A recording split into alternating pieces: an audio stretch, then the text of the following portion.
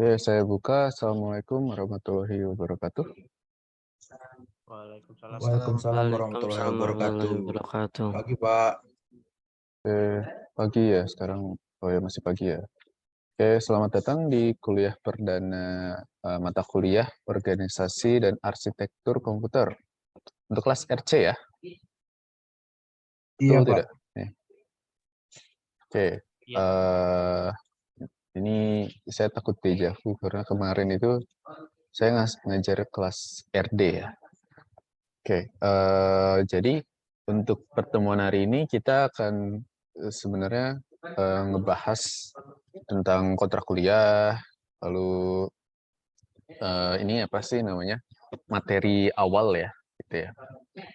Jadi kita mulai dulu aja. Oh, silahkan dihidupkan kameranya. Oke, share screen.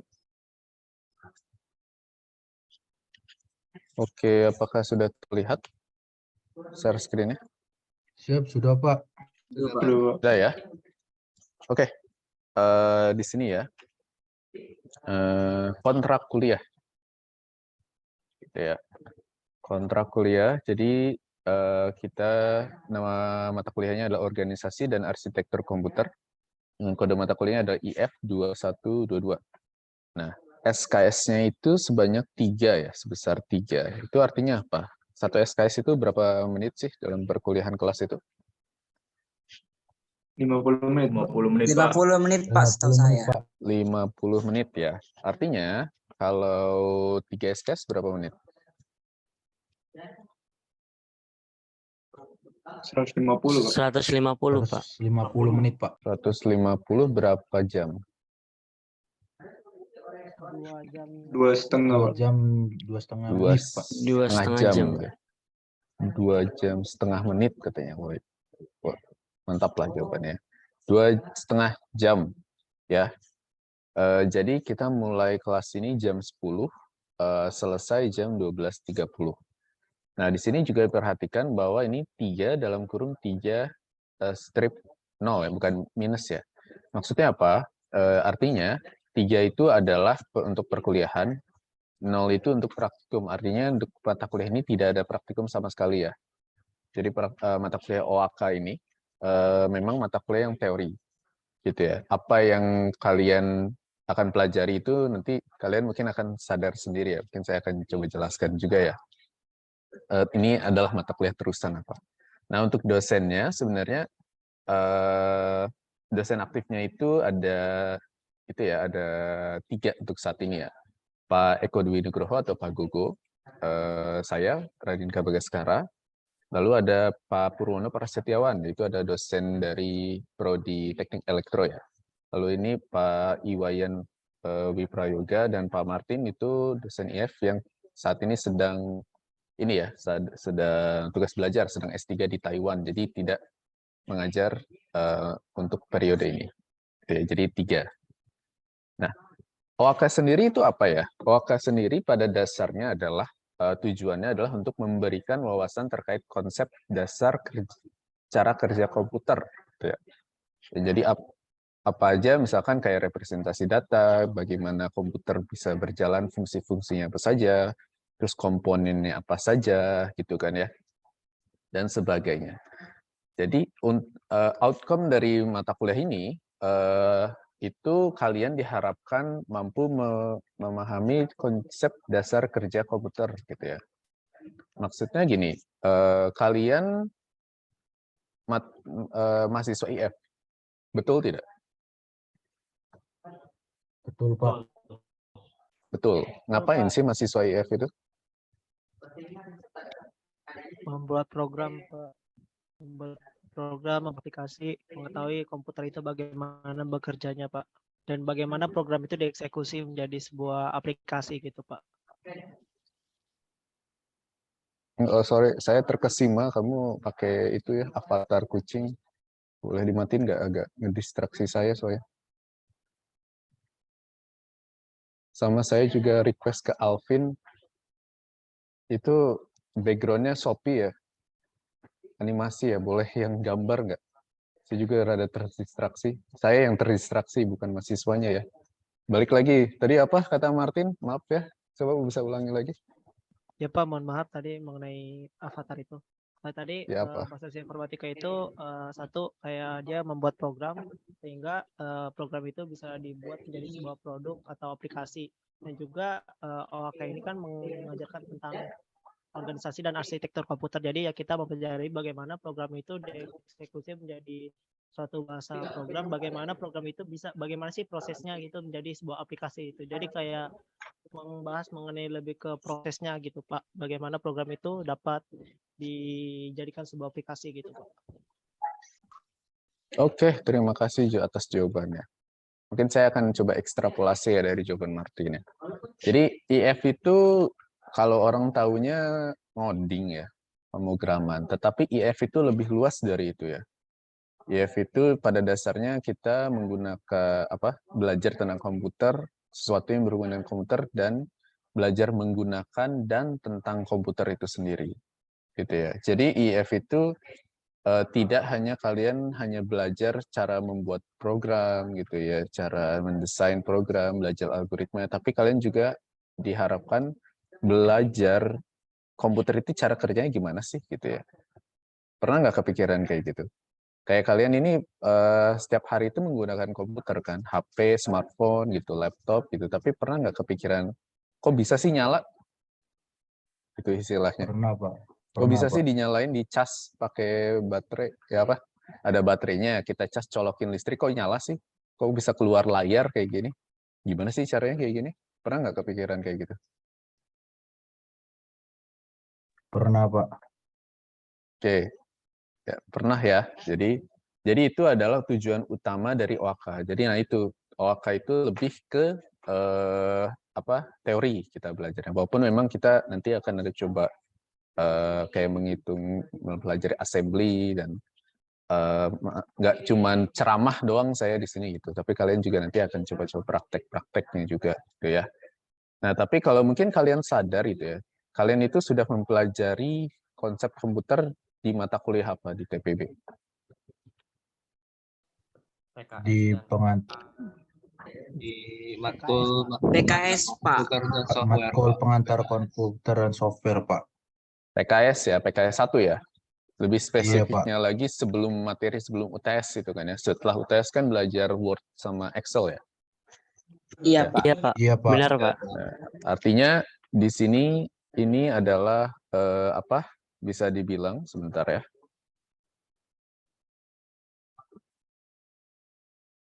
Bisa dibilang ini adalah mata kuliah ini PKS 1 super gitu istilahnya.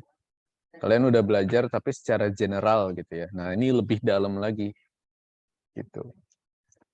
Kita coba lanjut dulu ya. Ya, ini ada sub CPMK-nya.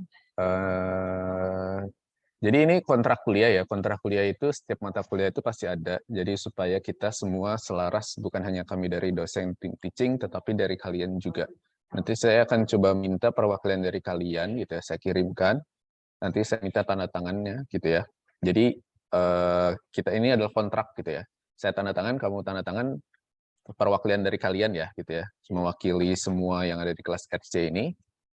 Dan kita semua udah setuju dengan apa yang ada di sini gitu ya. Jadi intinya kalau dari CPMK-nya itu kita akan belajar organisasi komputer, arsitekturnya, bagaimana cara bekerjanya, operasi dalam MIPS, bahasa assembly, dan detail-detailnya gitu ya. Dan yang nanti akan dipelajari di mata kuliah ini. Ya, pada dasarnya bagaimana komputer itu bekerja, gitu ya. Gitu ya. Nah, untuk perkuliahan ini kita ini ya apa sih? Perkuliahan itu secara online, full online. Tetapi untuk ujiannya kabarnya itu akan dilakukan secara luring alias offline, gitu ya. Kalau dari perwalian yang saya, itu kebanyakan dari kalian sudah ngekos sekitar Bandar Lampung. Jadi tidak ada masalah kan ya kalau seandainya ujiannya itu secara offline. Tetapi kalau seandainya ada yang masih di luar kota gitu ya, emang itu apa sih, untuk kuliahnya itu di rumah masing-masing gitu misalkan, daerah masing-masing, berarti tolong kondisikan itu ya, apa namanya, kondisikan supaya bagaimana caranya kalian berada di kampus di minggu-minggu ujian. Gitu ya. Nggak ada masalah ya. Nah, untuk medianya kita ya seperti ini pakai Zoom gitu ya. Tapi untuk materi dan info-info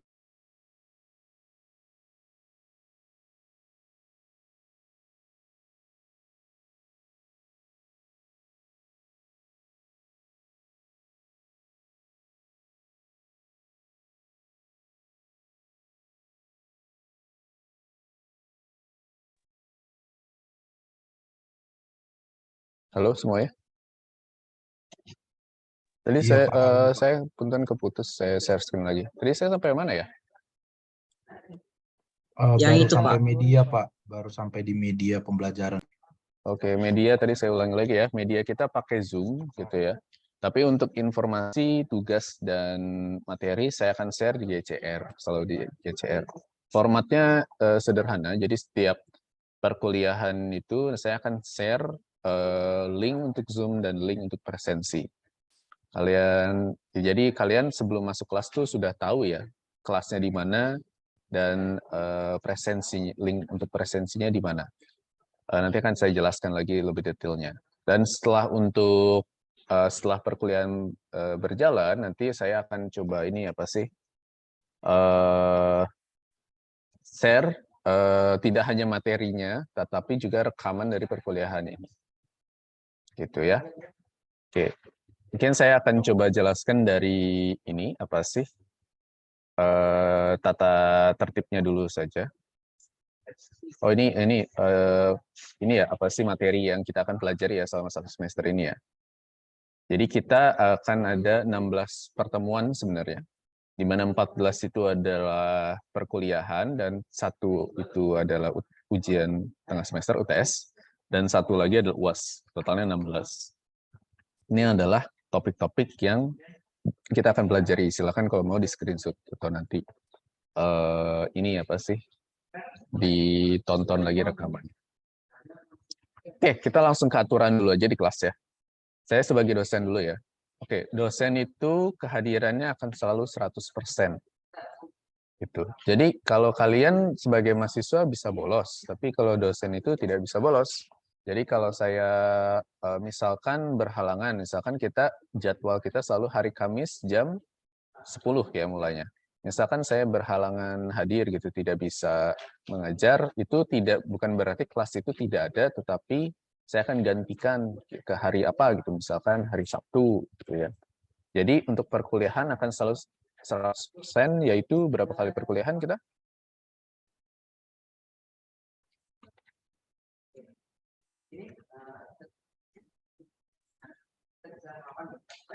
Lima 15 pertemuan bukan, Pak? 15. Kalau satu semester 9 kan. Kalau satu semester 9. Kalau tahun lalu semester 1 kayaknya 15.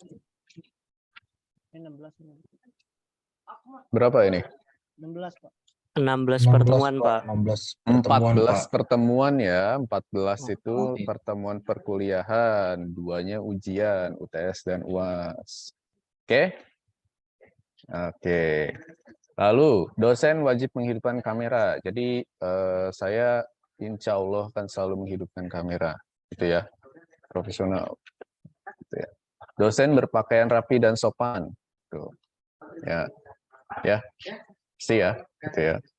Kecuali mungkin kalau di luar hari kerja mungkin. Gitu ya. Kalau ini kan Senin sampai Jumat kan itu perkuliahan hari kerja. Kalau misalkan udah kuliahnya Sabtu gitu ya, mungkin agak pules-pules lah. Sanggahan nilai ini nanti dulu aja gitu ya. Dosen berlaku adil terhadap mahasiswa dan segala bentuk pelanggaran yang dilakukan oleh dosen baik selama perkuliahan maupun ujian akan berakibat dilaporkan ke program studi. Intinya adalah adil gitu ya. Apakah adilnya nanti akan saya tanya ke kalian pas di akhir. Kita langsung ke aturan mahasiswa dulu ya. Presensi, ini penting. Presensi di kelas saya itu minimal adalah 80% selama satu semester. Nah, presensi itu tadi saya udah bicarakan bahwa pertemuannya itu 14 itu ya. 14 kali ya. Berarti minimal kalian harus 80% dari 14 kali perkuliahan itu. Kurang dari 80% itu konsekuensinya tidak bisa mengikuti UAS. Itu. Jadi nanti saya akan selalu share presensi kalian 2 kali ya. Saat sebelum UTS dan sebelum UAS. Nanti saya akan kalian bisa melihat status presensi kalian. Kalau seandainya kalian sebelum UAS itu tidak mencapai 80%, maka mohon maaf tidak bisa mengikuti UAS. Kalau seandainya kalian tidak masih mengikuti UAS, walaupun presensi kalian kurang dari 80%, mohon maaf saya langsung nolkan nilainya. Ya, presensi itu penting. Jadi, nah untuk sistem presensi di sini kita menggunakan Google Form seperti yang ada di GCR. Nah, Google Form itu kalian isi sesuai dengan time frame-nya. Selalu 15 menit setelah saya datang. Gitu. Kalau ini tadi saya tepat waktu ya, kan jam 10 ya. Berarti tutupnya itu jam 10.15. Dan itu tutupnya otomatis. Nah, jadi kalau seandainya kalian tidak mengisi presensi, itu maka saya anggap tidak hadir. Nah, apakah kalau seandainya tidak, misalkan terlambat, tidak mengisi presensi, tidak diperkenankan untuk mengikuti perkuliahan, enggak juga gitu ya. Kalau seandainya kalian tidak mengisi presensi, silakan boleh mengikuti perkuliahan, tidak ada masalah. Tuh. Dan itu pun berlaku ke yang lain, yang orang lain juga. Kalau misalkan ada teman kalian dari kelas lain gitu ya, atau misalkan dari prodi lain mau ikut kelas ini juga nggak apa-apa, nggak masalah sama saya. Tetapi saya hanya bertanggung jawab untuk mahasiswa kelas RC yang tercatat di SIAKAT ya. Jadi kalau seandainya ada teman kalian ya, misalkan saya Pak, saya masuk kelas ini, ngisi presensi terus, ngerjain tugas, saya mau minta nilai ke Bapak aja deh, gitu istilahnya. Nah itu mohon maaf, saya nggak bisa, gitu ya, nggak bisa ngasih, karena saya hanya bertanggung jawab kepada kalian yang tercatat di kelas RC ini. Gitu. Lagi ya. Kalau seandainya, tetapi ada ini ya, ada toleransi juga. Kalau seandainya kalian memang masuk hadir di kelas, kalian sebenarnya bisa menyanggah di akhir semester itu sebelum UAS. Dengan bukti-bukti yang jelas, yang benar kalau kalian itu memang ada di kelas gitu ya. Kalau tidak ada ya udah, saya tetap anggap tidak hadir. Oke? Lalu selanjutnya, mahasiswa wajib menghidupkan kamera. Nah, kalau di kelas saya sebenarnya tidak diwajibkan untuk menghidupkan kamera, tapi saya sarankan untuk menghidupkan kamera. Gitu ya. Nah, kamera ini ya selain saya ini juga apa? Karena kalau kata saya sih ngelihatnya kalian ini kan udah kuliahnya online ya, berarti pakai kuota sendiri gitu ya. Nah, itu mungkin apa sih kalau hidupin kamera boros gitu atau malah nggak bisa connect gitu kan. Udah biasa saya dengar kayak gitu. Tapi saya sarankan tetap menghidupkan kamera jadi saya bisa ngeliat kalian. Gitu ya. Nah, lalu saya juga selalu optimis ya, asumsi saya optimis ya. Jadi kalau kalian tidak menghidupkan kamera pun saya selalu anggap kalau orang yang ada di sini itu ya ada gitu istilahnya. Jadi misalkan saya panggil misalkan Henny Turnip di sini. Ada Henny Turnip? Ada, Pak. Ada tuh kan, nggak hidupin kamera tapi ada kan. Nah itu saya asumsikan ada di kelas ya. Kalau seandainya saya udah nggak hidupin kamera, terus itu dijawab nggak langsung nyaut gitu kan ya. Saya asumsikan lagi QC atau mic-nya rusak gitu kan biasanya. Tuh. Nah, lalu selanjutnya mahasiswa berpakaian rapi dan sopan. Ini tetap kita berada di lingkungan perkuliahan yang formal. Artinya walaupun kalian kuliah secara online, tetapi pakaian tetap harus sopan, minimal ya kemeja lah ya. Lalu posisi kamera pun harus itu ya, harus jelas juga ya. Maksudnya saya bisa ngeliat kalian gitu.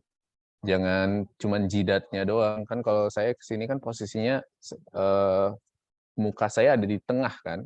Jadi saya ngeliatin kalian ngeliat saya juga bisa kan. Bibir saya kelihatan kan.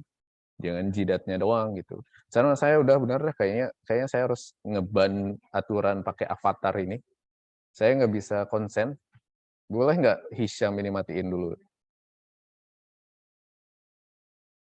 Dari tadi saya ngeliatin mulu soalnya. Gitu ya.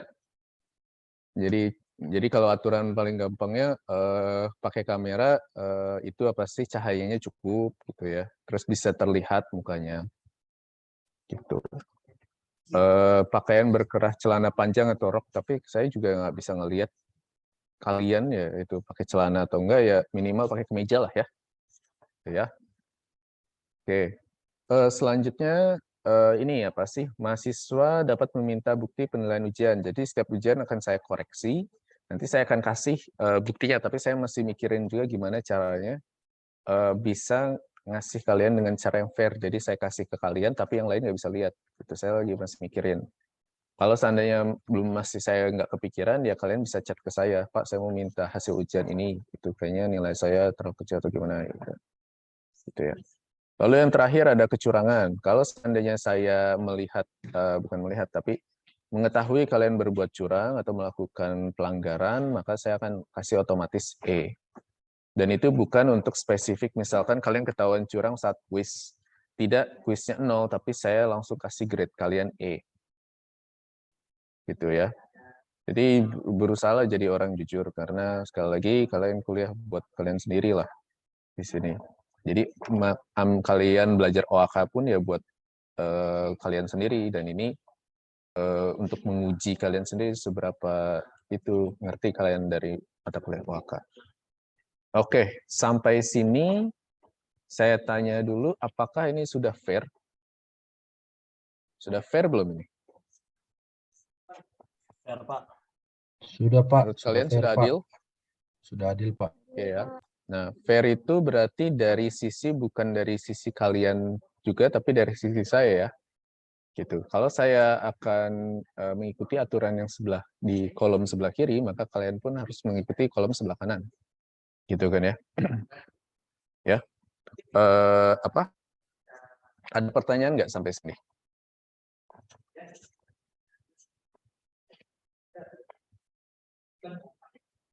Tidak, Pak. Ada?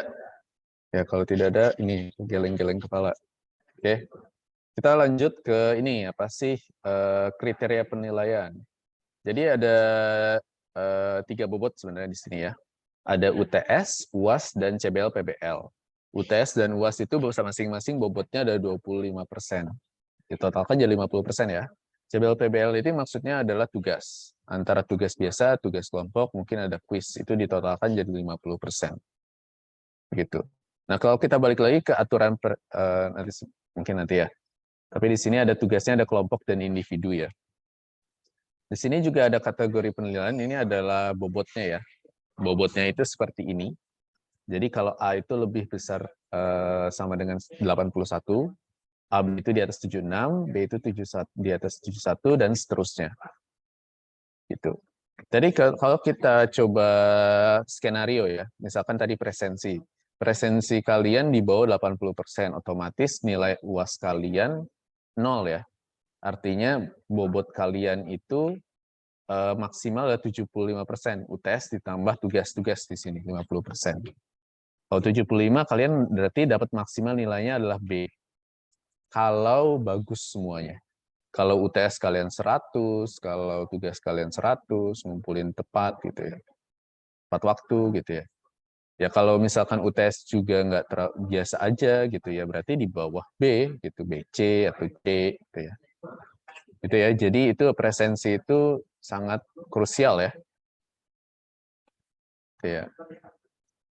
Sekali lagi, mungkin lanjut dulu aja. Referensi, ini referensinya mungkin saya akan jelaskan nanti pas di slide yang kita mulai itunya, materinya. Dan ini ya, apa sih, nanti ya seperti tadi saya sudah jelaskan, ini adalah kontrak kuliah. Nanti kalian akan tanda tangan di sini perwakilan. Mungkin di sini ada ketua kelasnya. Siapa? Ada yang mau jadi ketua kelas?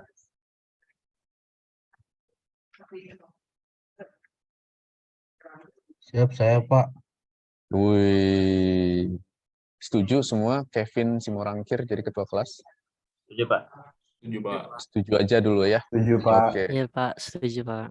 Nah, jadi Kevin nanti tolong chat WA saya.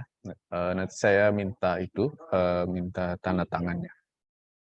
Ya, saya juga akan tanda tangan di sini. Kalau semua sudah fair, kita sudah mengerti. Jadi udah oke ya sini ya. Sampai sini apakah ada pertanyaan?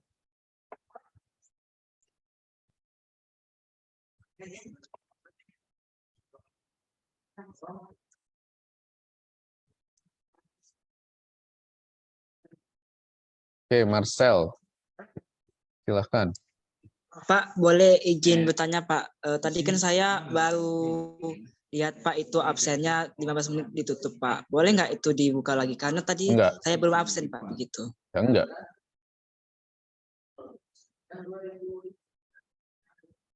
Iya, Pak.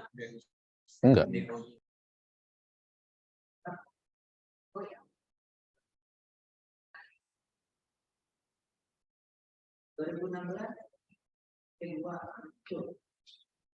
Gitu ya aturan kelas ini ya.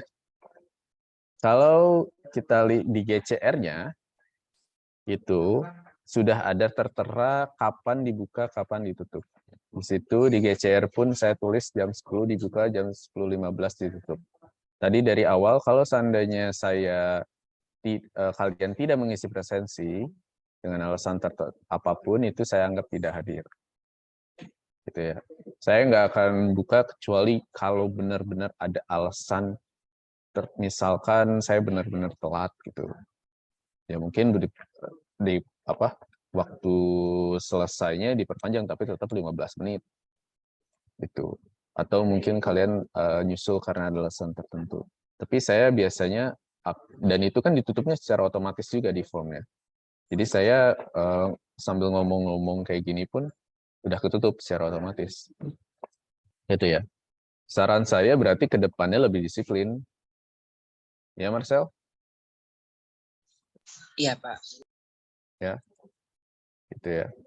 Kira-kira udah bisa ngitung belum? Kira 80% itu berarti maksimal absen itu berapa kali dalam satu semester ini? Ada yang bisa jawab nggak?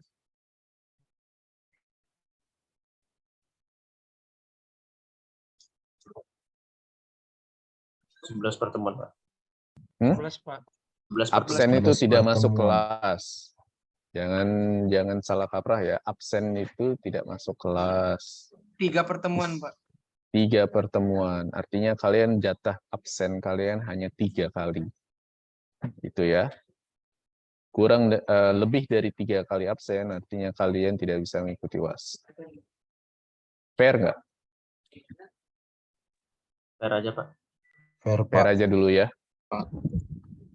Ada lagi yang ingin bertanya mengenai ini sebelum kita masuk ke materi?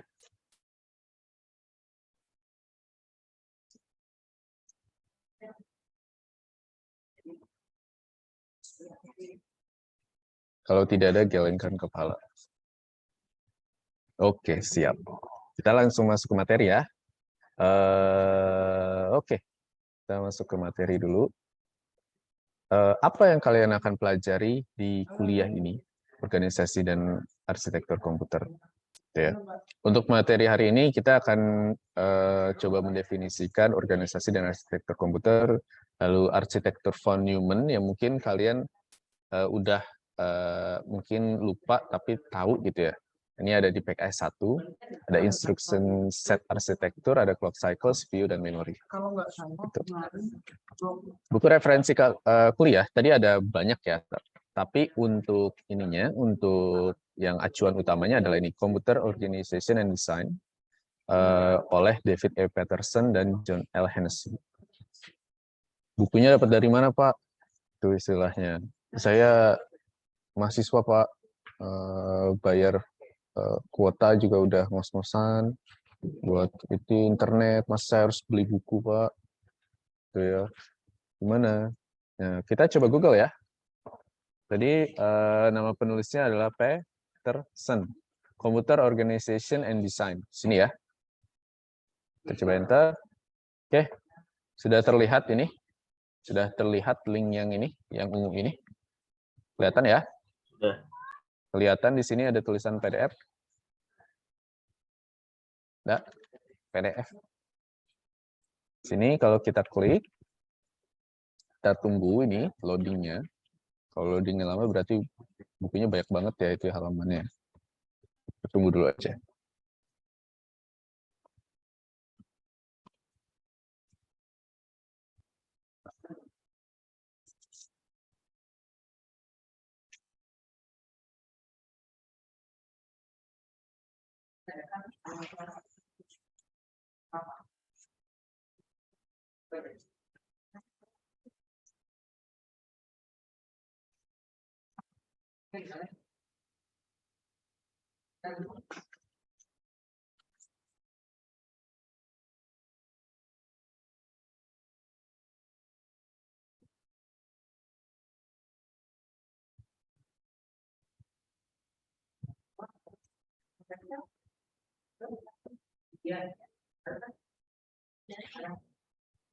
Oke.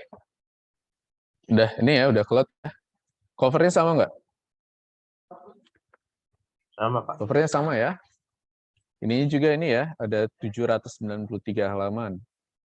Dan ini semuanya ada di bukunya. Nah, berarti nggak ada alasan lagi ya. Nggak punya bukunya ya. Saya Google bisa loh. Itu ya. Di sini udah tercantum semua seperti ini. Jadi kalau kita di kuliah ini hanya sebagai slide, sebagai ini aja. Apa sih? Kayak highlight-nya aja. Tetapi kalian tetap harus explore, coba baca bukunya ini. Supaya lebih tahu gitu ya. Nah, kalau misalkan, Pak, ini bahasa Inggris, Pak, saya nggak ngerti. Nggak ada alasan juga ya. Kalian udah ngambil mata kuliah bahasa Inggris, saya asumsiin lulus. Gitu ya. Kalau misalkan masih rada kurang ngerti, ada Google Translate. Gitu kan ya. Jadi udah ada ya, nggak masalah ya untuk buku acuan ya. Kita pakai buku ini. 5th edition. Kita balik lagi ke slide tadi. Kita sekarang ini ya, arsitektur komputer. Jadi mata kuliahnya namanya organisasi dan arsitektur komputer. Organisasi komputer dan arsitektur komputer ya. Organisasi komputer itu apa? Organisasi komputer itu adalah pandangan secara konkret terhadap sistem komputer. Kalau arsitekturnya itu pandangan secara abstrak terhadap sistem komputer. Jadi ini memang agak kontradiksi ya. Yang satu kok konkret, tapi yang satu lagi kok abstrak gitu ya. Gitu ya. Karena konkret itu dalam artian secara itunya, secara fisiknya itu konkret, tetapi secara konsepnya bagaimana komputer berjalan nanti kalian juga harus bisa membayangkan gitu. Secara abstrak kalau ini nyambungnya ke sini gitu ya. Nah, siapa yang perlu belajar ini? Ya tentunya kalian gitu ya. Sudah mengambil mata kuliah ini. Tetapi kalian tidak hanya sebagai mahasiswa IF, tapi kalau seandainya kalian ingin menjadi developer software gitu ya, programmer yang sistem tertanam itu, atau komputer engineer yang benar-benar mendesain komputer bukan mendesain software komputer, itu ya harus mengambil mata kuliah ini. Apa yang perlu diketahui? Jadi intinya adalah untuk mendapatkan pemahaman mendalam bagaimana cara komputer berjalan dengan titik beratnya adalah di konsepnya, di hardware-nya gitu, konsep hardware-nya bagaimana. Jadi kalau yang mata kuliah lain mungkin kalian lebih ke bagaimana membangun software gitu kan ya. Bagaimana cara ngoding, cara membuat algoritma. Dari algoritma itu kalian belajar matematikanya dulu gitu ya istilahnya. Tapi ini kalian belajar bagaimana cara hardware-nya. Nah, bagaimana tadi kata Martin, jadi kita itu di mata kuliah ini belajar bagaimana caranya sebuah program itu bisa dijalankan, prosesnya bagaimana. Sebelumnya kalian sudah belajar pemrograman belum? Sudah belum? Di mata kuliah apa aja? Pak. Di Sudah, Pak. algoritma. Di algoritma algoritma pemrograman juga ada. Alpro, terus ada apa namanya? PKS juga ya. Betul nggak? Ya, Pak. PKS di Betul, Pak. Pak. Itu ya. Terus saya lupa tadi pas kita ngomongin ini ya. Saya ini ya menghargai sekali bagi yang ini keaktifan. Saya hampir lupa itu ngasih itu. Jadi saya selalu catat mahasiswa yang aktif di kelas, entah ini apa sih nanya gitu ya, atau misalkan menjawab pertanyaan, salah pun nggak apa-apa, tapi aktif di kelas gitu. Nah itu biasanya saya catat, nanti saya kasih poin. Nanti akhir itu di akhir grading kalian itu bisa membantu kalian, gitu, bisa merubah grading. Jadi saran saya di kelas ini, di kelas saya, semua kelas saya sebenarnya aktiflah di kelas. Oke, kita balik lagi ke sini ya. Kalian sudah belajar tadi pemrograman di PKS 2, lalu ada Alpro 1, Alpro 2 gitu ya. Di semester ini mungkin kalian belajar ASD gitu ya, arsitektur dan struktur data, itu juga ngoding C++ ya. Biasanya kan C++ ya kalian belajar ya. Nah, Iya, Pak. tetapi pernah nggak kalian itu harus berpikir kalau komputer itu ngebaca itu langsung C++-nya aja? Maksudnya kalian tulis langsung ngerti gitu ya. Sebenarnya tidak gitu ya. Komputer pada dasarnya hanya bisa membaca satu bahasa saja, bahasa biner. Bahasa biner itu adalah ini ya, 0, 1, 0, 1. Biner itu kan itu ya, 0 dan 1. Terus dibuat deretnya itu jadi urutannya seperti ini, deret-deretnya gitu ya. Ini adalah bahasa mesin sebutannya. Nah, jadi saat kita belajar sebuah bahasa pemrograman, itu kita sebut sebagai high level program. High level language program. Language ya, bahasa level tinggi. Tinggi itu maksudnya apa? Tinggi itu berarti bisa dimengerti oleh manusia. Gitu. Jadi intinya adalah semakin tinggi suatu bahasa, itu artinya semakin bisa dimengerti oleh manusia. Gitu. Untuk saat ini kalau kita ingin membuat program gitu, melakukan pemrograman gitu, kita selalu pakai bahasa pemrograman kayak C gitu ya, C++ gitu ya. Kalau seandainya bahasa kita ngomong gitu, itu termasuk bahasa tingkat tinggi nggak? Kalau kita ngobrol, saya ngobrol ke kalian ini, itu bahasa tingkat apa? Rendah atau tinggi? Tinggi, Tinggi, Pak. Pak. Tingkat Tinggi tinggi, ya, Pak. karena Tinggi, kita Pak. bisa dimengerti oleh manusia gitu istilahnya. Mungkin jadi kalau zaman sekarang kita ngoding mungkin masih pakai keyboard gitu ya, kita ketik. Tapi mungkin di masa depan kita mungkin dengan ngomong doang udah langsung ngerti gitu ya. Mungkin kalau di film Iron Man tiba-tiba kayak Tony Stark itu pakai hologram gini-gini doang gitu istilahnya.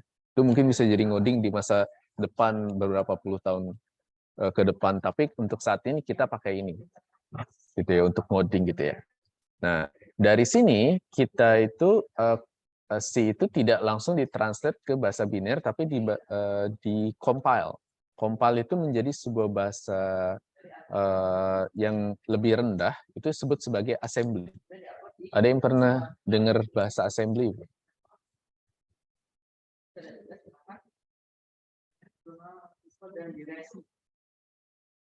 Enggak ya? Belum pernah ya? Assembly. Ada, Pak. Dengar namanya aja, Nah, Pak. namanya doang ya. Nah, assembly itu sebuah bahasa pemrograman yang bisa dibilang lebih rendah dari hampir semua bahasa pemrograman lain. Nggak tahu lebih rendahnya dari mana? Dari kalau kalian perhatikan lebih abstrak gitu ya istilahnya. Kalau saya tanya ini untuk yang fungsi yang sebelah sini, ini tuh buat apa ya? Si ini bahasa C++ ini. Ukur nilai, Pak. Potongan. Menukar nilai. Menukar nilai apa lebih tepatnya? Menukar nilai dari variabel satu ke yang lain. Variabel ini apa? Ini bentuknya apa ini? Oh, Array. Array, Pak. Array, Pak. Array. Array. Oke, yang ini?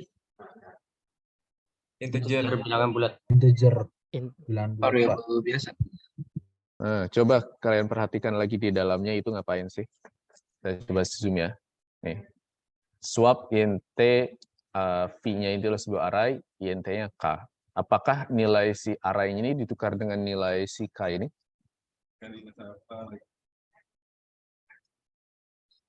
Itu memasukkan nilai ini bukan, Pak. Jadi nilai TMP itu nanti dia pertama dimasukkan ke VK, misalnya kayaknya 1. Nah, nanti itu VK-nya berubah lagi jadi ke yang VK plus 1, terus VK plus 1 sama dengan time itu ya mengubah ini Pak, menukar array dari array yang sebelumnya ke setelahnya gitu Pak. Begitu kira-kira Pak. Nah, terima kasih Dimas. Tapi kira-kira seperti itu ya. Jadi kita punya sebuah array apapun itu, kita difungsi jadi V dan sebuah integer K. Ini artinya koordinatnya. Jadi intinya adalah kita masukkan kita ingin menukar koordinat dari array yang di K dengan yang K plus 1. Tukar nilainya, gitu aja. Tetapi walaupun kalian misalkan tidak ada background untuk pemrograman gitu ya, belum pernah coding, nggak tahu bahasa C++ apa, tapi kalau kita coba jelasin aja gitu ya, dikit yang itu, terus kita coba pelong gitu ya, mungkin bisa mengerti ya codingan ini ya. Sekarang saya tanya, assembly ngerti nggak ini maksudnya apa?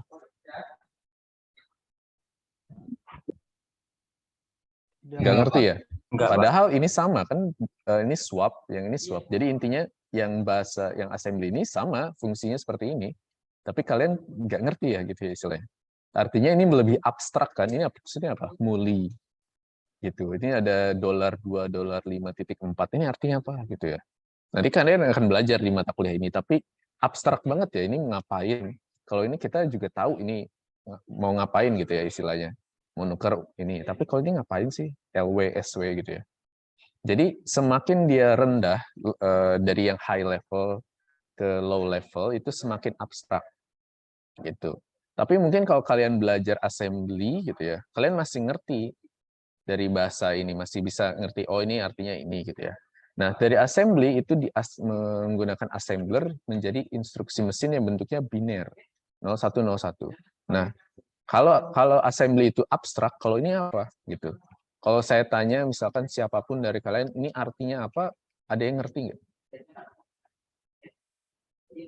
Kecuali kalian robot kali ya gitu ya. Tapi ada yang ngerti nggak sama ini? Nggak ada kan ya? Jadi bahasa mesin itu benar-benar sudah abstrak, makanya ini disebutnya low level. Bahasa paling rendah, bahasa pemrograman paling rendah itu adalah bahasa biner. Gitu. Karena itu sudah tidak bisa dimengerti oleh manusia, tapi bisa dimengerti oleh mesin, gitu ya. Jadi semakin rendah bisa dimengerti oleh mesin, semakin tinggi bisa dimengerti oleh manusia. Sama, tapi itu karena itu ya apa sih timbal baliknya. Kalau misalkan di sini mesin bisa mengerti tapi manusia tidak mengerti, kalau di sini berarti mesin tidak mengerti. Ini nggak ngerti mesin ini apa gitu. Tapi kita ngerti kan ini maksudnya apa. Gitu.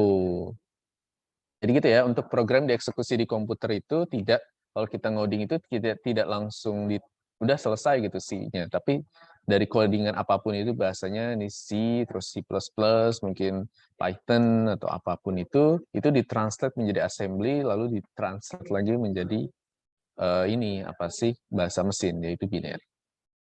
Gitu. Nah, selanjutnya kita akan ini apa sih ke arsitektur von Neumann. Ini sesuatu yang sebenarnya sudah dijelaskan di PKI 1 ya, tapi kita refresh lagi. Jadi von Neumann itu menggagaskan bahwa komputer itu strukturnya hanya terdiri dari 3 komponen saja, prosesor, memori, dan device. Gitu. Prosesor itu adalah yang memproses data atau fungsi atau apapun itu. Memori itu adalah tempat menyimpan data, dan device itu adalah sebuah perangkat yang kita digunakan untuk berinteraksi dengan komputernya. Dan ketiga komponen ini dihubungkan dengan sebuah koneksi yang kita sebut sebagai bus. Dan ini saling berinteraksi, prosesor, memori, device. Dari zaman dulu gitu ya, ini mungkin dari zaman Alan Turing itu Perang Dunia Kedua gitu ya, 1940-1950, sampai komputer zaman sekarang 2022 tetap formatnya itu arsitekturnya ke von Neumann. Kalian punya komputer paling canggih sekalipun, smartphone paling canggih sekalipun, tetap selalu ada prosesor, selalu ada bentuk memori apapun itu, dan selalu ada device. Gitu ya. Gitu.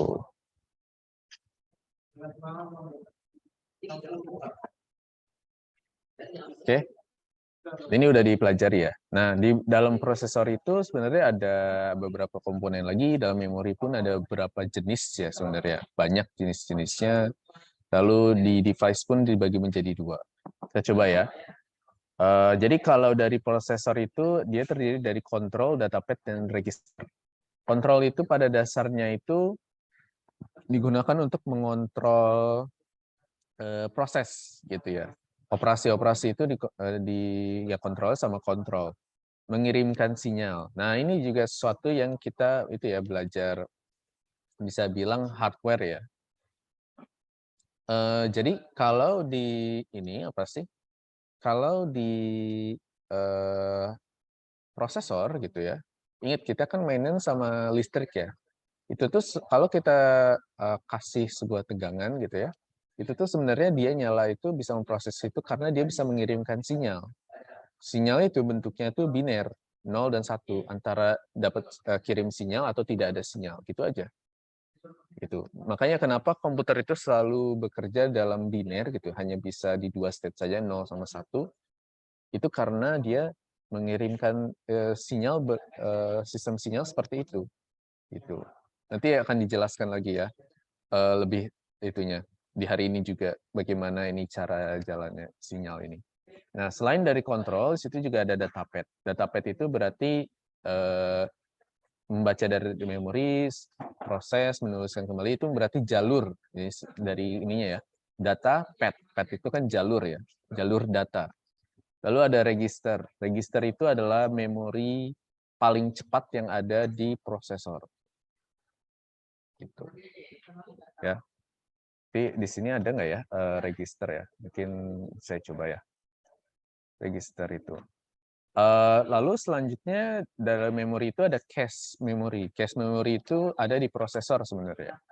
Kalau kalian perhatikan, kalau kalian punya ini apa sih prosesor itu ada cache memorinya berapa mega gitu ya. Lalu memori pun ada bentuknya lagi, itu ada RAM gitu ya. RAM itu besarnya giga. Lalu ada lagi storage kayak hard disk atau SSD, besarnya mungkin udah tera gitu ya. Bedanya apa? Nah, pada dasarnya register, cache, RAM, dan storage itu sama-sama memori. Yang membedakan itu adalah kecepatannya. Register itu paling cepat, cache itu lebih lambat dari register, tapi tetap masih cepat. RAM itu ini apa sih? Lebih lambat dari cache memory, tetapi masih cepat gitu ya. Dan SSD itu lebih lambat dari RAM. Gitu. Kalau zaman sekarang SSD cepat, nggak kayak hard disk gitu, tapi lebih lambat dari RAM.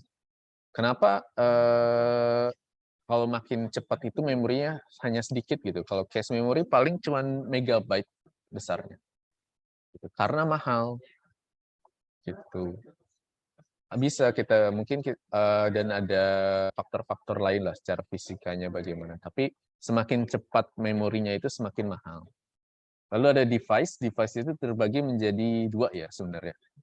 Input dan output. Ini mungkin kalian udah pelajari gitu ya. Kalau pada dasarnya input itu yang kita gunakan untuk berinteraksi dengan komputer, output itu adalah yang kita dapatkan. Kalau misalkan kita berinteraksi dengan komputer, kita pasti mendapatkan sesuatu dari komputer. Nah, komputer itu mengeluarkannya lewat output, sebuah device output. Misalkan, gampangnya kalau input itu berarti ada keyboard sama mouse, gitu ya. Ada contoh lain nggak? Selain keyboard sama mouse di komputer. Speaker. Mikrofon, Pak. Mikrofon ya, dan speaker. Kenapa mikrofon? Karena kalau kita memberikan data suara kan ke komputer itu, saya ngomong ini kan diproses untuk di komputer kan, di laptop yang saya pakai. Nah, ada lagi nggak? Webcam, Pak. Webcam juga itu kan si webcamnya itu menangkap gambar gitu ya. Dan ya, saya sebenarnya memasukkan data gambar gitu berupa video ke webcamnya melalui webcam ke komputer gitu ya. Kalau output Scanner Scanner. juga bisa, gitu ya. Scanner itu Joystick salah bisa, satu Pak. bentuk input. Apalagi Drawing board, Pak. drawing board kayak Wacom ya, pen Iya. tablet gitu ya. Oh ya, sebelumnya di sini banyak yang namanya Muhammad ya. Nah, kalau di Zoom itu kadang-kadang saya nggak tahu nama kedua kalian apa gitu. Jadi di sini ada, misalkan saya lihat ada 1, 2, 3, 4, ada 5 kayaknya gitu ya. Nah, saran saya kalau nama kalian Muhammad, supaya saya tahu bisa manggilnya itu nggak ketukar juga, jadi M aja, M dot nama kalian apa gitu. Oh, boleh diganti nggak sekarang biar saya nggak bingung juga. Misalkan ini Atta ya, Muhammad Atta Akbar, berarti sekarang M dot Atta Akbar gitu. Jadi saya bisa manggilnya Atta ya. Oke, kalau format penamaan juga tadi saya ngomong ya, Pak, gampangnya sih ini apa sih, NIM kalian mau 3 digit terakhir juga nggak apa-apa, lalu nama kalian. Gitu. Yang penting ada NIM underscore nama, gitu ya. Oke, tadi yang jawab scanner siapa ya?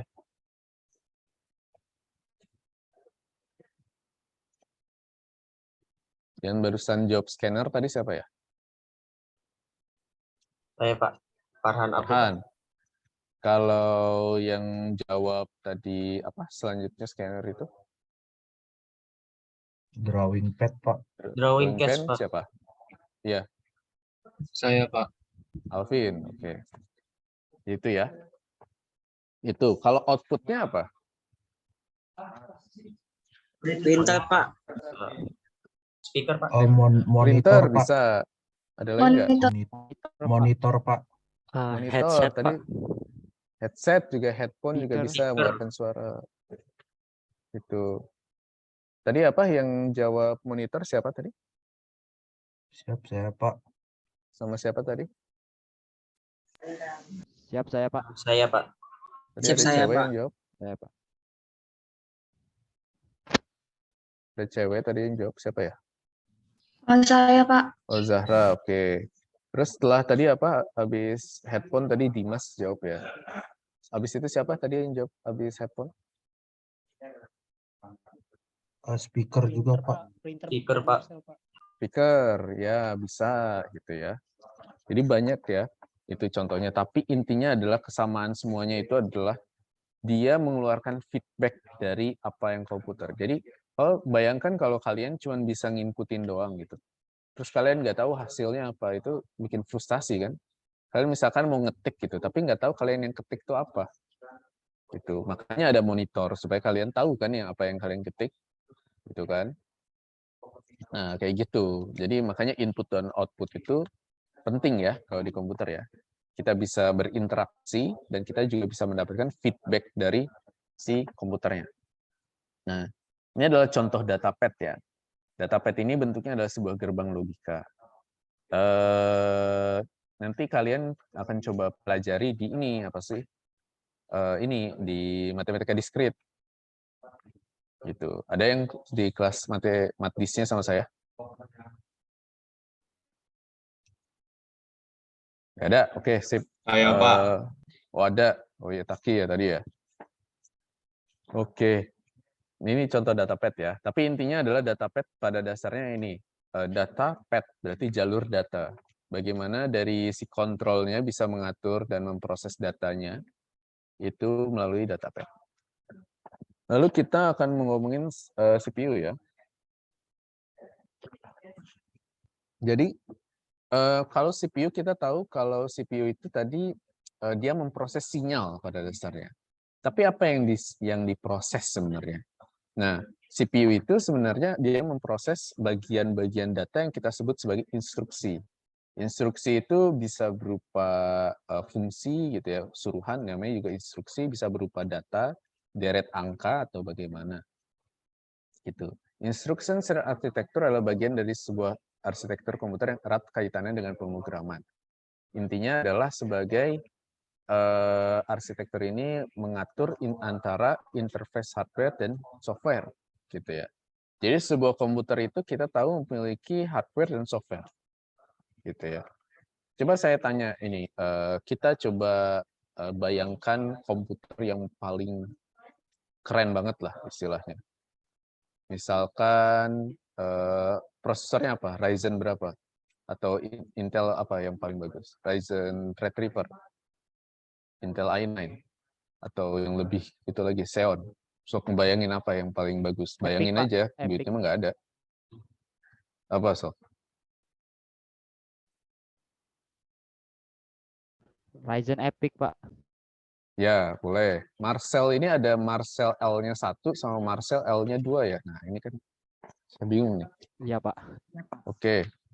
Oke, RAM-nya berapa? Kira-kira 64 atau mau lebih? 128, Pak. 28 giga lah ya. Ya langsung aja lah ya, kita yang jangan tanggung-tanggung. GPU-nya apa? RTX 3090. RTX 5600, Pak. Hah, RTX? Sekarang RTX itu masih di generasi 3 kok, ada 5000. Udah 5 Ada sekarang. tuh, Pak, yang Yang 5600, Pak. Ada, Pak. Ada, Pak. Ketinggalan info dong. Kapan keluarnya? Saya penasaran. Yang ini mungkin Pak, yang buat khusus server atau buat AI. Memang ada RTX 5000? Nggak Iya, Pak, ada. 5080. Quadro. Nggak ada. Oh ya, nanti saya coba itu search sendiri lah. Pokoknya itulah kita ngebayangin ya. Intinya kita beli komputer itu ya nggak mungkin kita pasang di kosan ya. Soalnya kalau dipasang di kosan kan langsung jepret ya. Nggak akan nyala ya. Nah coba tapi bayangkan kalian listriknya udah itu ya keren banget. Kursi udah gaming, udah mouse udah gaming gitu ya.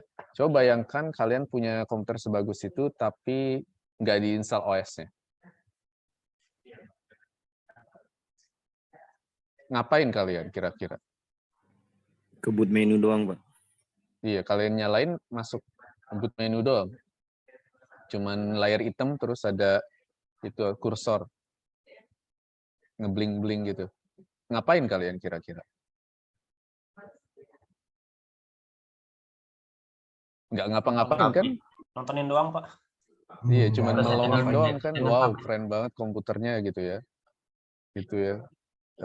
Bisa nyala-nyala. Tapi intinya adalah itu. Sebagus apapun hardware-nya, tetapi kalau software-nya tidak mumpuni, ya tidak ada gunanya, gitu istilahnya. Kebalikannya pun sama. Kalau seandainya software yang bagus, tetapi hardware-nya tidak mumpuni juga, tidak bisa ngangkat software-nya, ya sama aja, nggak akan bekerja secara ini. Jadi komputer itu selalu berada, terdapat software dan hardware-nya.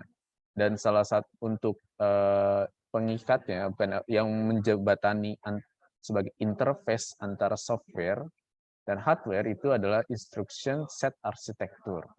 Gitu ya. Di dalam ISA ini ada spesifikasi opcode atau bahasa mesinnya. Jadi di sini adalah layout dari sebuah komputer ya. Di sini itu ada, ini adalah sisi software. Aplikasi, apapun programnya yang kalian buka sekarang, Zoom, Zoom, browser, atau TikTok, gitu, itu adalah masuknya aplikasi. Nah, aplikasi itu, dia itu sebenarnya hanya bisa dijalankan kalau misalkan ada sistem operasinya, atau operating system.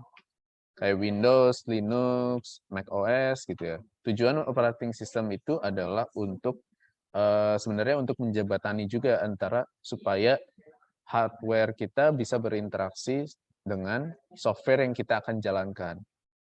Gitu ya. Makanya di sistem operasi itu ada compiler, ada firmware-nya, ada kernel gitu ya. Nah, di bawahnya lagi ada instruction set arsitekturnya. Nah, di sini adalah ini kita apa sih hardware kita, ada prosesor, memori, ada I/O system, input output gitu ya. Di dalam prosesor di situ ada data pad dan control, di dalamnya lagi ada digital design gitu ya. Desain secara digital prosesor itu bagaimana, dan di dalamnya lagi ada circuit design dan layout. Dan di sini udah benar-benar hardware gitu ya. Ini maksudnya prosesor ya, prosesor fisik gitu ya. Tapi kalau di sini kita udah ngomongin desain sirkuit gitu ya, itu benar-benar hardware banget kan istilahnya, layout bagaimana prosesor itu dari punya jalur-jalurnya sendiri gitu ya. Sebenarnya kan itu kan ada layoutnya ya. Maksudnya kalau kalian perhatikan prosesor itu kan chip ya. Chip itu ada kayak jarum-jarum kecilnya. Tapi di jarum-jarum kecil itu tuh ada plate-nya. Plate-nya itu ada apa? Ada IC, ada circuit board-nya itu tuh. Punya layout-nya, didesain sirkuitnya kayak gitu. Ini udah ranah hardware banget istilahnya. Nah, dalam CPU itu tadi ada 3 ya sebenarnya. Ada kontrol, ALU, sama register. Kontrol itu berarti melakukan kontrol terhadap urutan eksekusi dan instruksinya. Instruksi itu tadi berarti data-data. Jadi setiap berapa waktu dia dikasih instruksi, proses gitu ya. ALU ini bukan restoran ya, tapi Arithmetic Logic Unit. Jadi intinya dalam CPU itu kalau tadi kita tahu dia punya sinyal, terus dia dapat instruksi. Tapi apa yang diproses itu sebenarnya sangat sederhana, gitu ya. Sederhananya ya kayak add itu tambah, subtract itu kurang, and, or, increment menambah gitu ya istilahnya. Hanya ini saja gitu ya. Jadi misalkan ada 2 deret angka ditambah 2 deret angka lagi. Ditambah 1 deret angka ditambah 1 deret angka yang lagi, atau 1 deret dikurangi deret yang lainnya. Gitu doang sebenarnya. Tetapi berapa banyak proses atau instruksi yang dilakukan oleh CPU dalam satu detik? Nah, itu pertanyaannya. Gitu ya. Jadi sebenarnya apa yang dilakukan dalam CPU itu sederhana gitu. Tetapi saking cepatnya, saking banyak yang diproses itu mengakibatkan CPU semakin pintar. Gitu. Nah, jadi kita ada kontrol, ada yang operasinya apa, tapi kita juga butuh memorinya, gitu. Tempat menyimpan hasil instruksi atau apapun itu adalah di register. Register itu apa? Memori yang sangat cepat dalam ada di CPU-nya. Gitu.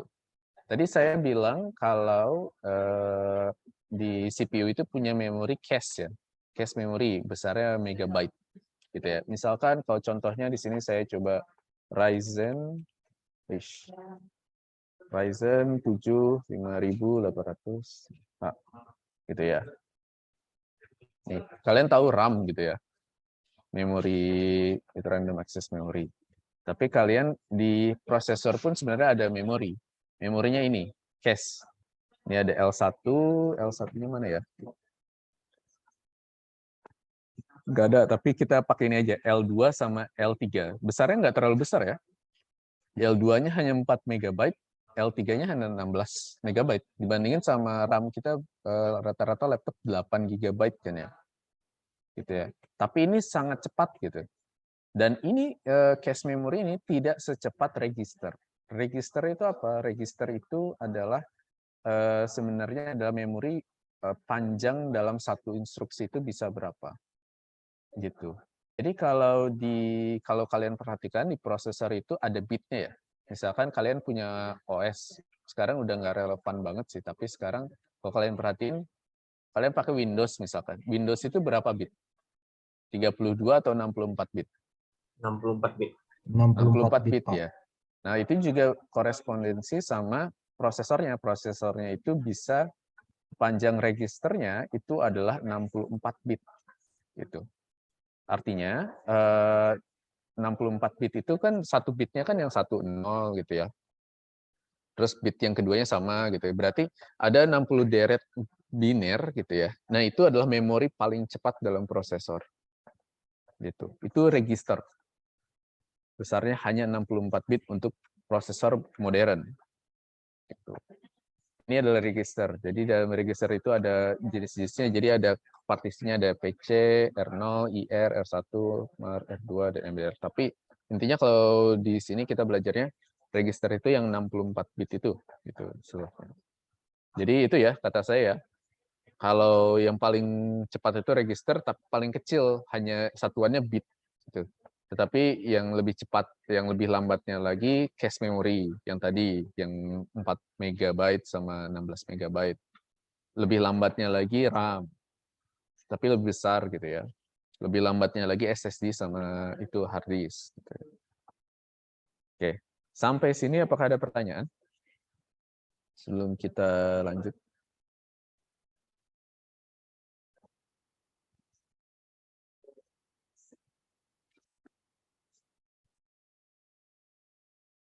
Oke, belum ada pertanyaan, kita lanjut dulu ya. Tadi kita tahu bahwa dalam program itu sebenarnya ditranslate ya menjadi bahasa mesin. Tapi kalau dari CPU itu kalau tadi kan kita tahu instruksi ya, instruksi itu sebenarnya hanya deret angka, terus ada operasinya kayak tambah, kurang, and, or gitu ya, sederhananya. Tapi bagaimana cara jalannya sih?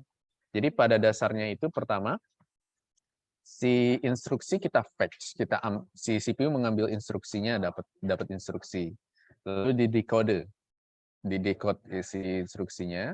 Lalu operannya itu maksudnya adalah yang ingin itunya apa sih, operasinya apa, misalkan kayak tadi add, subtract itu didapatkan juga. Dari situ execute instruksinya. Dari execute itu hasilnya disimpan gitu ya, di sebuah memori. Gitu. Lalu mengambil instruksi selanjutnya. Lalu ada instruksi selanjutnya, ulangi lagi. Ambil instruksinya, dekode, eksekusi, simpan, instruksi selanjutnya. Dan ini membentuk sebuah siklus. Gitu ya. Jadi intinya pada dasarnya kerjaan CPU kalian yang kalian lagi pakai sekarang itu sebenarnya gitu aja terus. Ada instruksi, proses, dan sebagainya. Nah, apa itu clock cycle atau siklus clock-nya? Secara abstrak itu, jadi kita tahu bahwa dalam CPU itu dia mengirimkan sinyal.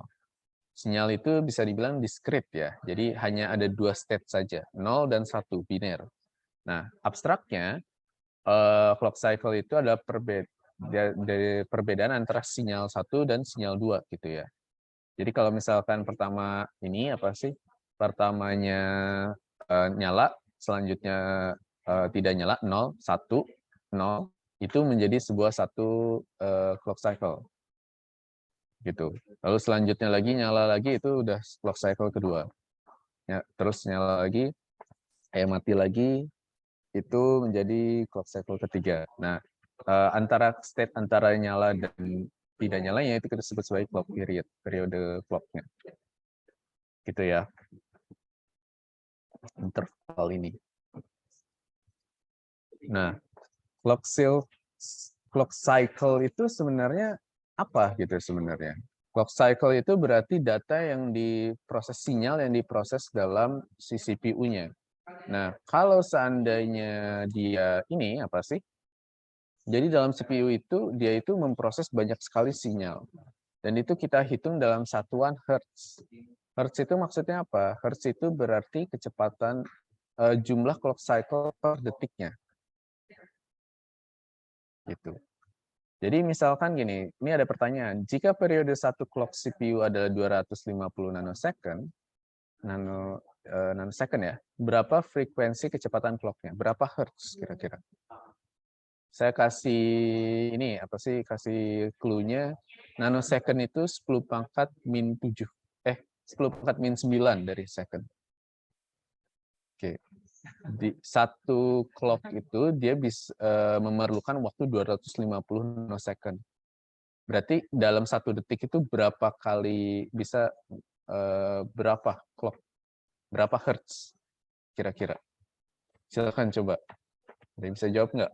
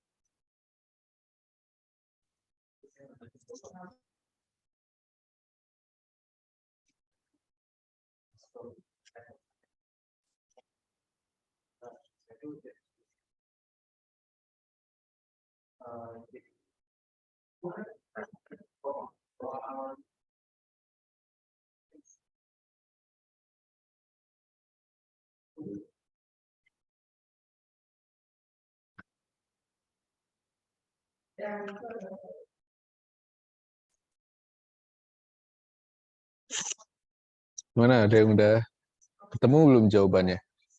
201 satu cycle butuh 250 nanosecond. Berarti 1 nanosecond itu 10 pangkat minus 9.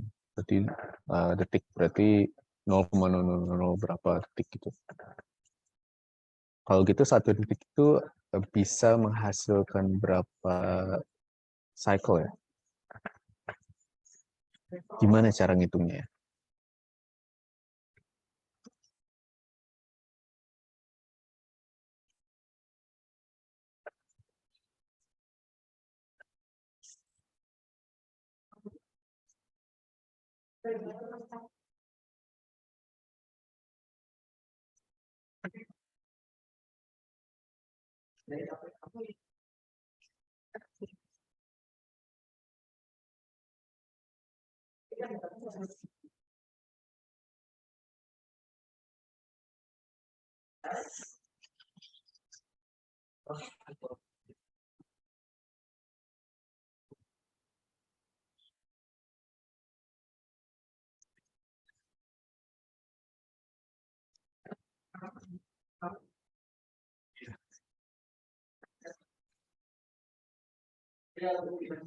Martin menjawab 4 kali 10 pangkat 6. Itu berapa 4 kali 10 pangkat 6? 10 pangkat 6 itu berapa sih? 4 juta, Pak. 4 juta. 4 juta ya. Berarti 4 juta hertz. Oke, 4 juta hertz itu saya kasih kilo itu 1000. Oke. Kilo itu 1000. Kalau berarti itu berapa kilo? Berapa kilohertz? 4.000 kilohertz, Pak. Oke. Mega itu 1000 kilo. Berarti berapa megahertz? 1 megahertz. Oke. 4 megahertz ya. Betul? Betul. Nah, Betul, Pak. 250 nanosecond, kalian kebayang nggak secepat apa sih sinyal itu? Cepet banget, Pak. Ya. Tidak berat, Pak. Cepat banget ya. Ya, Cepat Pak. banget ya. Dan itu kalau kalian hitung kecepatan si CPU-nya hanya 4 MHz. Sekarang saya tanya, prosesor yang kalian pakai itu berapa kecepatannya? Berapa gigahertz? 2,3 gigahertz.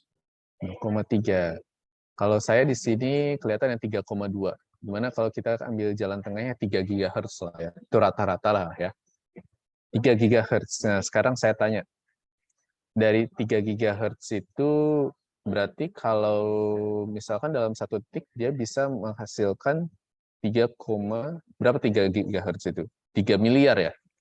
3 miliar clock cycle, betul nggak? Betul. Betul, Pak. Tuh. Itu saya tanya berapa, berarti 1 clock cycle itu membutuhkan berapa lama? Kalau yang tadi 4 MHz itu dia ini ya, 250 nanosecond. Berarti harusnya lebih kecil ya. Kira-kira berapa ya? 3 GHz itu.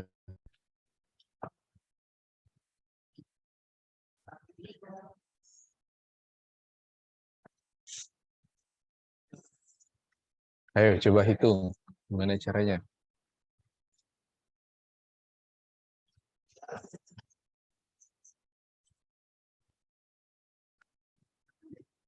Maaf, Pak, tadi pertanyaannya apa, Pak?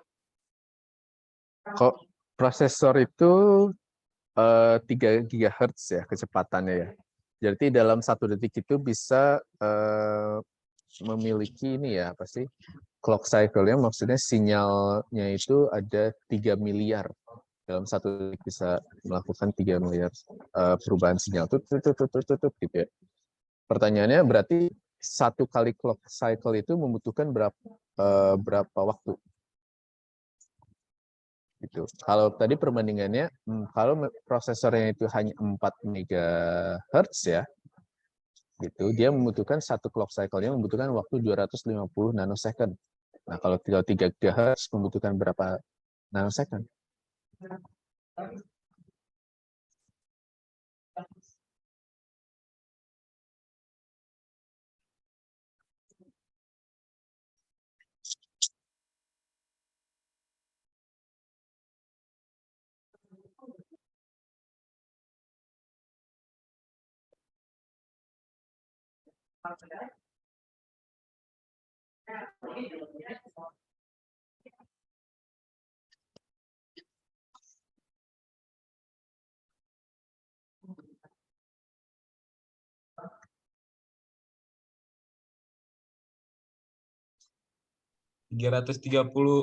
tiga nanosecond, Pak.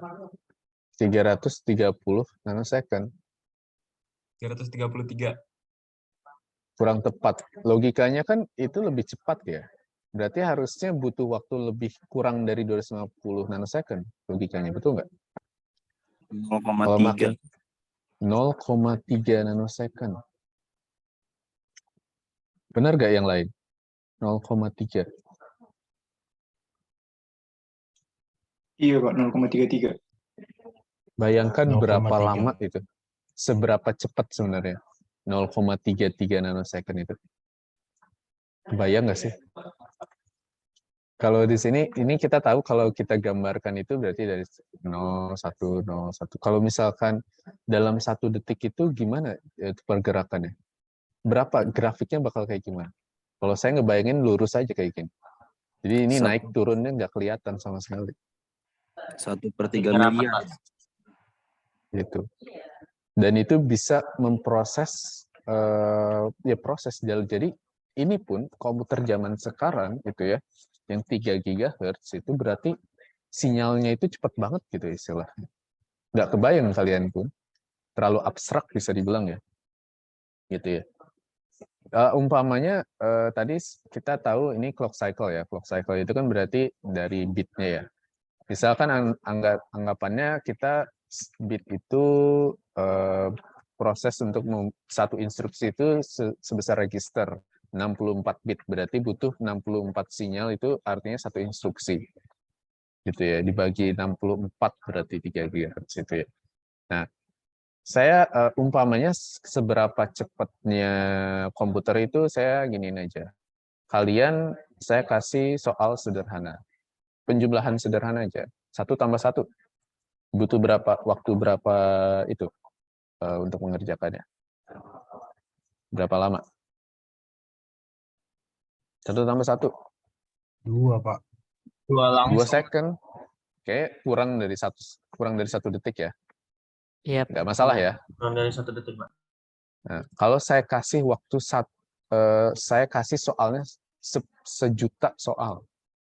Isinya kayak gitu, penjumlahan 1 tambah 1, ada pengurangan juga, misalkan 500 kali dikurangi 2 gitu. Nggak ada perkalian, nggak ada pengurangan, nggak ada pembagian, hanya penjumlahan dan pengurangan. Tapi soalnya ada 1 juta soal. Itu kira-kira berapa lama kalian nyelesain itu?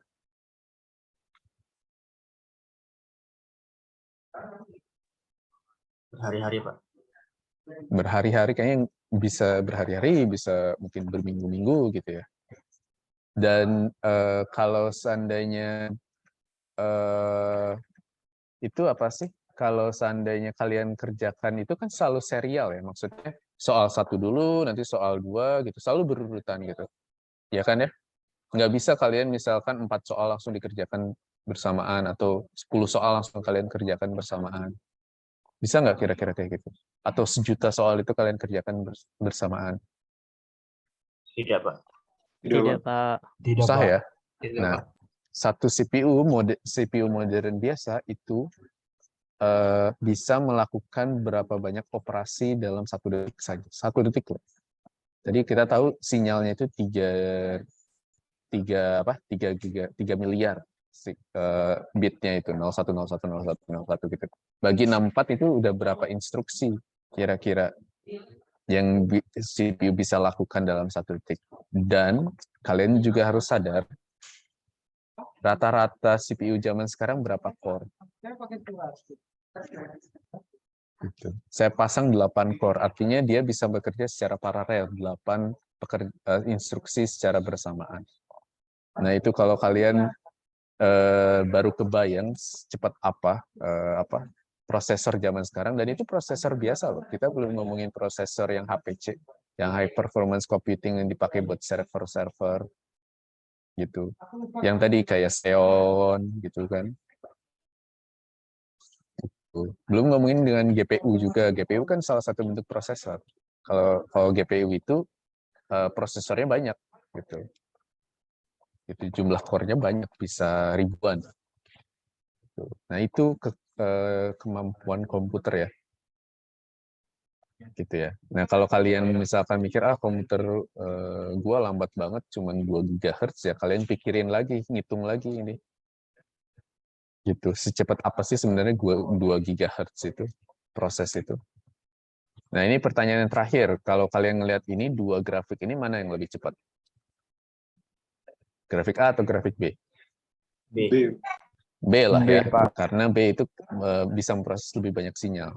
Tapi ini kalau seandainya ini saat A ini setiap 1 detik, jadi detik 1, detik 2, detik 3, kalau ini berarti lebih cepat setengah detik lah ya. Ya kalau misalkan tadi berapa? 0,3 nanosecond itu gimana cara bikin grafiknya? Garis lurus berarti. Gimana cara kalian ngebayangin memproses sinyal sebanyak itu? Ngebayangin aja udah sulit ya, apalagi benar-benar ngelakuinnya. Oke, gitu ya. Itu untuk CPU. Ini adalah akhir dari materi. Jika ada pertanyaan mengenai materi hari ini, silahkan ditanyakan.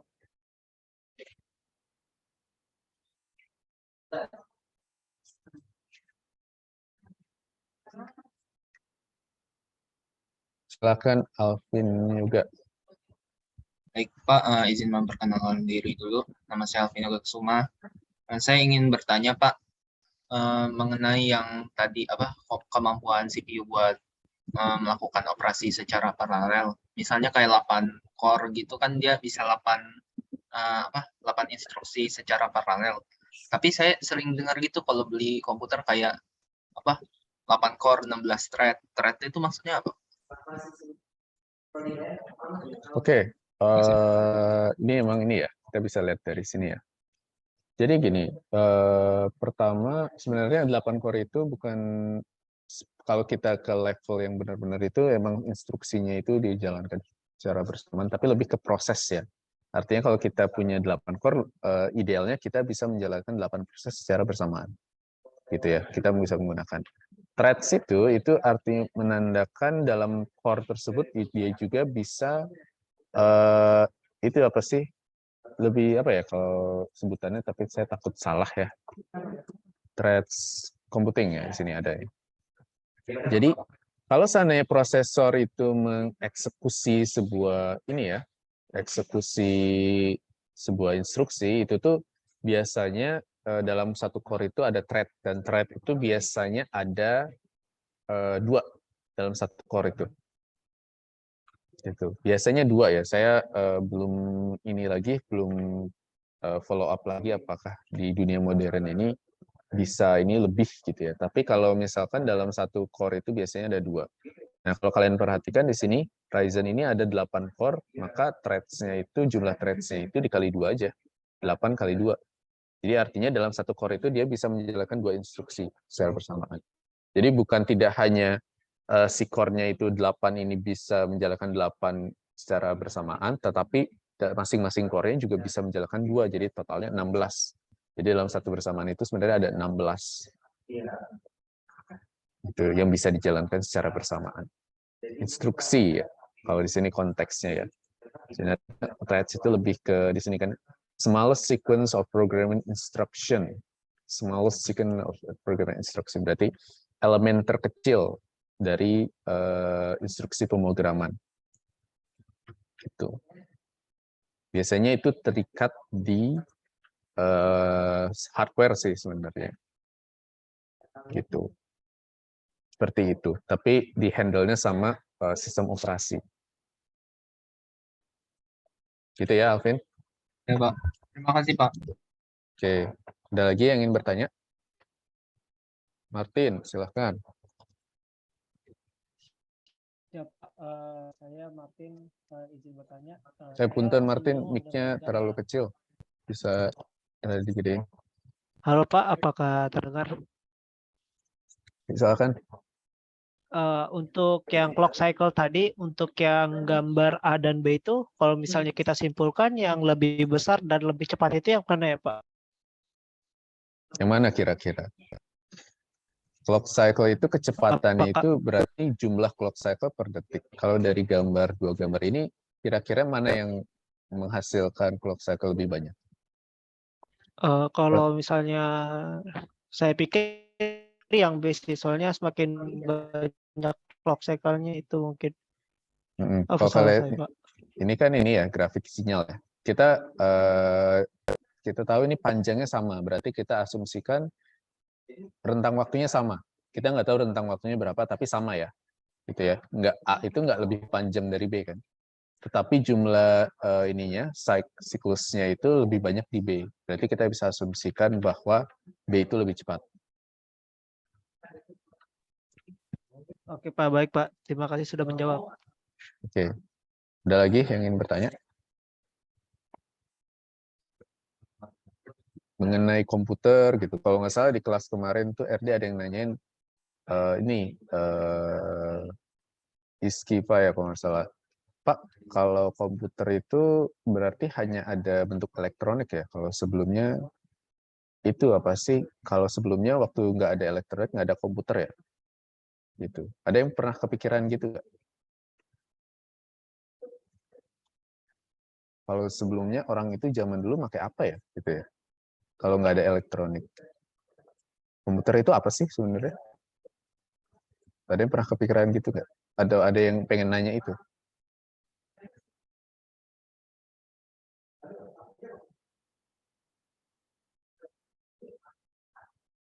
Kalau nggak ada berarti saya menunggu pertanyaan selanjutnya aja.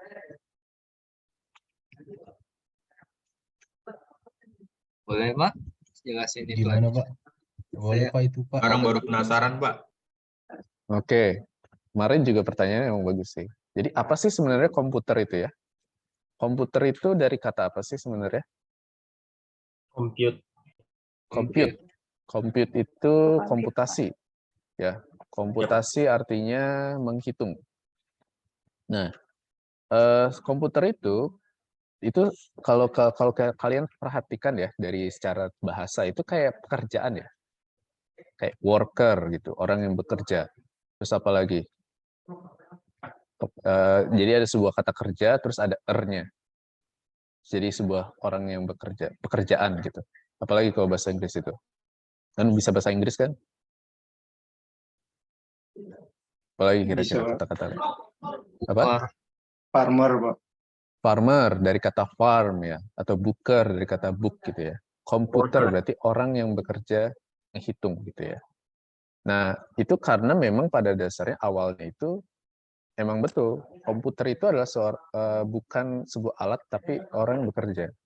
Saya ini ya, komputer ya. Jadi, zaman dulu itu, komputer itu bukan sebuah alat, tapi pekerjaan. Orang yang menghitung, gitu. Biasanya perempuan. Ini, misalkan. Jadi, tugasnya adalah menghitung, gitu ya, apapun itu, kalkulasi, dan memberikan hasilnya. Nah, kata dasar komputer itu berarti itu adalah sebuah intinya adalah untuk menghitung. Berarti tujuan utama komputer dibuat itu apa sebenarnya? Tujuan utamanya. Kalian sekarang menyelesaikan buat apa? sebuah perhitungan aritmatika, Pak. Nah, itu ya. Jadi sebenarnya itu komputer itu sebuah alat yang kalau zaman sekarang itu kita memang bisa ngegunain apa-apa, tapi pada dasarnya buat menghitung kalkulasi. Tadi seperti tadi saya jelaskan di CPU itu pada dasarnya CPU itu instruksi-instruksinya cuman itu kan matematika kan, penjumlahan, pengurangan, and or gitu ya.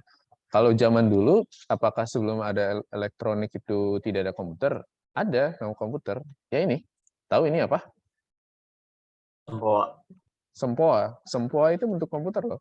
Salah satu contoh komputer secara analog. Karena tujuannya itu kan untuk menghitung. Masuk kan ke definisi komputer. Gitu. Nah, di sini juga ada slider rule gitu ya. Ini untuk menghitung juga gitu. Ini juga salah satu bentuk komputer. Pada dasarnya itu komputer itu kalau kita melihat sebagai objek berarti sesuatu atau seseorang yang bisa mengasistensikan kita, membantu kita dalam melakukan proses perhitungan. Gitu. Makanya waktu zaman tiba-tiba muncul di tahun ini apa sih 1980 ini Babbage Difference Engine ini yang komputernya segede gedung gitu ya, secara analog itu benar-benar ini apa sih tujuannya itu hanya untuk menghitung gitu ya. Apa benda atau program yang kita gunakan untuk menghitung secara elektronik? Kalkulator, Pak. Kalkulator. Nah itu kalkulator itu komputer atau bukan? Komputer, Pak. Komputer ya. Iya. Jadi zaman dulu itu ya yang kayak gini-gini sebenarnya kalkulator versi gede banget gitu istilahnya. Tapi belum ada teknologi yang bisa seperti sekarang gitu ya. Jadi masih analog bentuknya, tapi tujuannya sama untuk menghitung. Nah muncul pas di sekitar apa sebutannya? Century itu apa sih sebutannya? Abad 21. Kita mulai teknologi listrik gitu ya, ada transistor dan sebagainya. Muncullah itu komputer elektronik gitu. Dan tujuannya pun tetap sama. Tujuannya adalah untuk menghitung. Komputer-komputer tahun 70-an, 60-an, 70-an yang seperti ini, mungkin kalian udah belajar di PKS ya, yang kalau nggak salah ada materi internet, gitu ya, ARPANET. Tapi mungkin dijelaskan juga komputer seperti ini, gitu ya. Nah ini tuh komputer, gitu, yang mengoperasikannya tetap masih perempuan, gitu. Nah, kalau kalian perhatikan, di sini bentuknya aneh ya komputernya. Pertama segede banyak berak-rak ini, yang seperti ini. Terus cara makainya gimana? Ada yang bisa nebak nggak cara makainya gimana? Cara memprogramkan si komputer ini gimana caranya? Kabelnya itu colokannya kayak dipindah-pindahin gitu Pak, sesuai perhitungannya yang mau Nah, gitu ya. Jadi seperti yang tadi kita tahu kalau komputer itu memiliki input dan output gitu ya. Nah, kalau zaman dulu inputnya itu adalah kabel itu seperti yang kata Alvin. Jadi kalau misalkan kita mau ngitung ini berarti kita cabut kabelnya, masukin ke lubang yang ini. Terus kalau yang lain melakukan ini, itunya cabut kabelnya, masukin lubang yang lain. Makanya kabelnya banyak banget. Kira-kira kalau zaman dulu outputnya apa ya? Belum ada monitor soalnya. Angka, Pak. Gimana? Kayak angka gitu Pak, pakai apa? Pakai alatnya itu. Kayak yang di lupa saya Pak, alatnya analog yang jelas. Oh iya, pokoknya tapi bisa mengeluarkan lah. Tapi kita belum ada monitor. Tapi kalau saya ngebayang ini biasanya di print. Jadi ada kayak ngeprint sendiri gitu istilahnya. Nah, kalau tahun 70-an misalkan kayak ya masih bentuknya rak itu mungkin udah itu ya nggak pakai kabel colokin gitu. Kira-kira pakai apa? Masih ada lagi kayak tapi bentuknya kayak rak-rak kayak gitu. Kayak IBM tahun 60-an, 70-an itu mereka pakai apa? Inputinnya.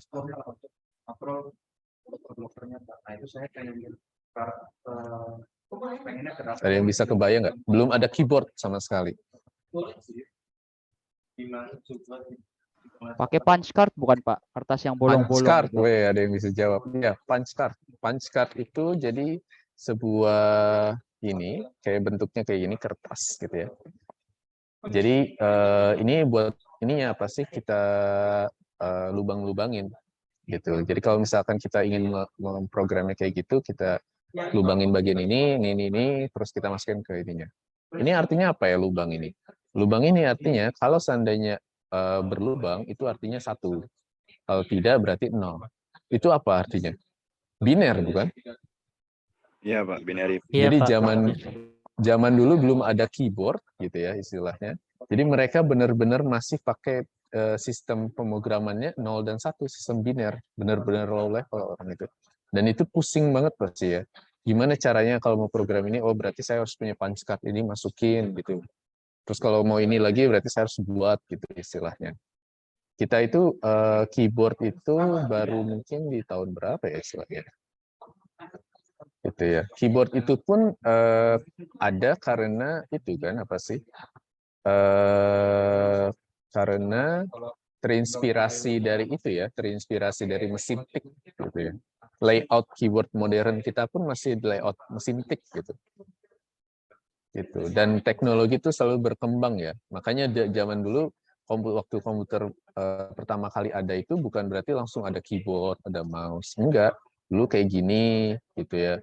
Lalu habis itu berubah jadi pakai punch card, lalu pakai keyboard, dan keyboard itu hanya keyboardnya saja. Tahun 80-an baru Apple itu si Steve Jobs menggagaskan, mempopulerkan itu mouse. Jadi semuanya orang pakai mouse, monitor. Terus kita lihat zaman sekarang kita udah ada smartphone. Smartphone itu kan modern juga ya. Komputer juga itu pakai touchscreen. Sekarang udah ada VR gitu ya istilahnya. VR berarti kita udah bisa monitor itu salah satu bentuk saja output. VR juga salah satu bentuk output ke depannya mungkin semua orang pakai VR atau pakai apa gitu ya. Jadi teknologi itu selalu berkembang ya istilahnya ya untuk komputer. Tapi yang selalu konsisten adalah prosesnya, dan tujuannya itu sebenarnya komputer untuk menghitung, mengkalkulasi. Dan arsitekturnya mungkin sampai berpuluh-puluh tahun yang ke depan selalu von Neumann, selalu ada prosesor, memori, dan ada input-output. Gitu. Itu kira-kira komputer seperti itu. Jadi dulu orang itu istilahnya, bukan benda, bukan objek. Gitu ya. Ada lagi yang ingin bertanya?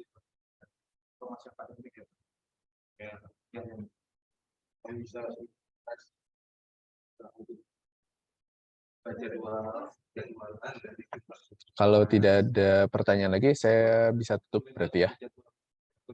Anggukan kepala kalau misalkan setuju. Oke, siap. Kalau gitu saya bisa stop sharing. Oke, terima kasih sudah mengikuti perkuliahan pada hari ini. Berarti kita ketemu lagi di minggu depan di waktu yang sama ya, jam 10 ya. Semoga itu pengetahuan yang bermanfaat. Mohon maaf jika saya masih ada salah kata, dan sudah mengerti juga peraturan di kelas ini. Gitu ya, tolong diikuti ya, apalagi mengenai presensi tadi. Gitu ya. Oke, kalau gitu saya bisa tutup. Assalamualaikum warahmatullahi wabarakatuh. Waalaikumsalam. Waalaikumsalam warahmatullahi wabarakatuh. Terima kasih, Pak. Terima kasih, Pak.